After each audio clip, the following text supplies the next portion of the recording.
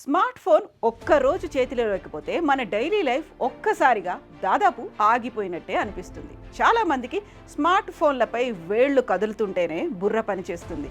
జనం అంతగా అడిక్ట్ అయిపోయి ఉన్నారు. ఇక అందులో ఉన్న సోషల్ యాప్స్ను ఉపయోగించని రోజును ఊహించుకోలేం. ఫేస్బుక్, యూట్యూబ్, ఇన్స్టాలో రీల్స్ చూస్తూ వాటిని షేర్ చేస్తూ చాలామంది ఆనందాన్ని పొందుతుంటారు. రీల్స్ చూడడం, షేర్ చేయడం వరకు పర్వాలేదు, కానీ అంతకు మించి ఆ పని చేస్తేనే డేంజర్. ప్రస్తుత రోజుల్లో చాలామంది సోషల్ మీడియాకు బాగా అడిక్ట్ అవుతున్నారు. ఇంట్లో, ఆఫీసులో, ప్రయాణంలో, చివరకు అన్నం తింటూ కూడా సోషల్ మీడియాలో ఉండేందుకు ఎక్కువగా ఇష్టపడుతున్నారు. ఈ మధ్యకాలంలో యూట్యూబ్, ఫేస్బుక్, ఇన్స్టాలో ఈజీ మనీ ఇన్వెస్ట్మెంట్ యాడ్స్ ఎక్కువగా వస్తున్నాయి. వీటిల్లో పెట్టుబడి పెడితే ఈజీగా మనీ సంపాదించుకోవచ్చని యూజర్లకు గాలం వేస్తుంటారు. చెమట చుక్క చిందించకుండా ఈజీగా డబ్బులు సంపాదించేయొచ్చని ఆ యాడ్ ఓపెన్ చేశారో అంతే సంగతి. మధ్యప్రదేశ్కు చెందిన నరేష్ అనే వ్యక్తి ఇన్స్టాను ఎంజాయ్ చేస్తూ ఇండోర్ సిటీకి చెందిన ఎసెన్స్ ఇన్వెస్ట్మెంట్ అనే కంపెనీకి చెందిన యాడ్ చూశాడు.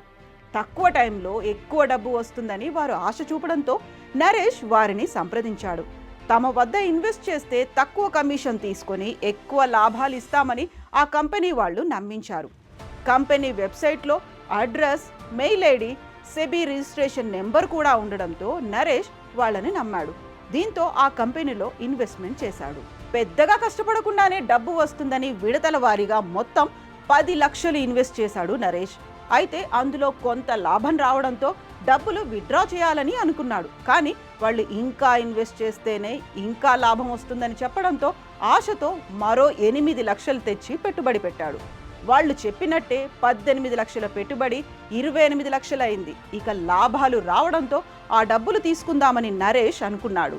డబ్బు విత్డ్రా చేయాలనుకున్న రెండోసారి కూడా ఆ కంపెనీ వాళ్ళు నరేష్ ఆశలపై నీళ్లు చల్లారు. డబ్బులు విత్డ్రా చేయాలంటే 3 లక్షల పన్ను చెల్లించాల్సిందే అన్నారు. ఇంకేముంది, అది నమ్మిన నరేష్ నెట్ బ్యాంకింగ్ ద్వారా వారికి 3 లక్షలు చెల్లించాడు.